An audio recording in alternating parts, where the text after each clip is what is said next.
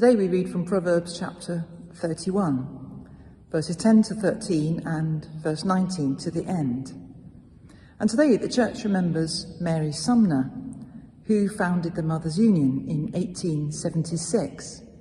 She was the wife of George, rector of the parish of Old Alresford, and she was passionate about transforming the home lives of parish families by helping the women to support one another in bringing up their children. Initially very hesitant to speak in public, but gradually growing in confidence, she wanted to create an organisation for women that brought together rich and poor to build a network that would support mothers of all kinds as they brought up their children in the Christian faith. Her vision was clear and ambitious and far-sighted. She saw motherhood as powerful and as key to changing the world.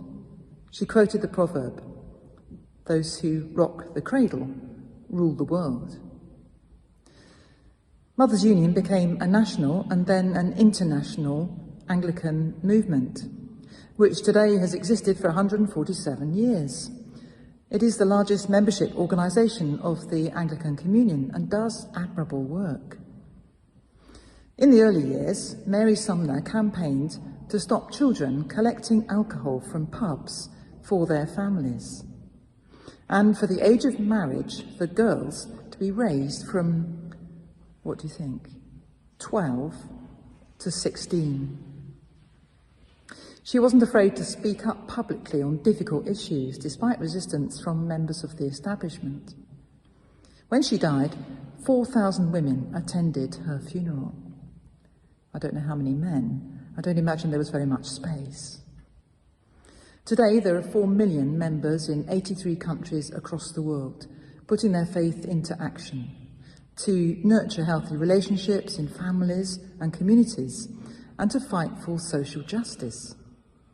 Mothers' Union members are not all mothers or even all women. They are single, married, parents, grandparents, or young adults. Membership has declined in the UK with an ageing cohort, but is flourishing in other parts of the world.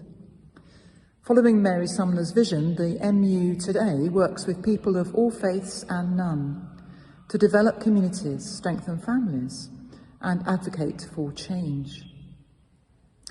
In recent years, the MU has set up the Away From It All holiday scheme for disadvantaged families, which runs in the UK, and is funded entirely by donations and fundraising by local groups.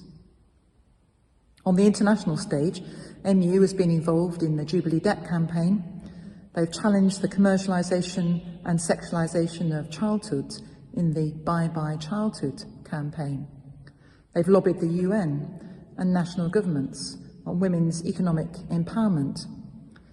The No More 1 in 3 campaign is about physical and sexual violence against women, experienced by 1 in 3 women across the world, shockingly.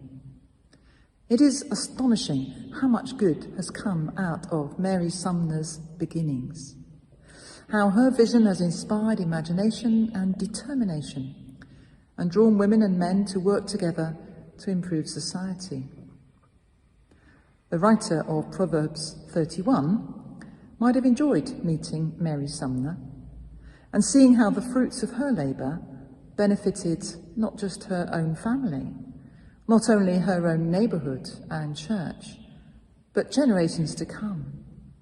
She planted a seed which has grown into a great tree with roots and branches all over the world, providing support and shelter for millions. So, to celebrate and give thanks for her memory today, why not join your local branch of Mothers' Union? Why not support them with a donation online? It would be wonderful if, in this generation, we could reinvigorate the Mothers' Union in this country with younger members to bring fresh energy and to ensure the continuation of Mary Sumner's vision for generations to come.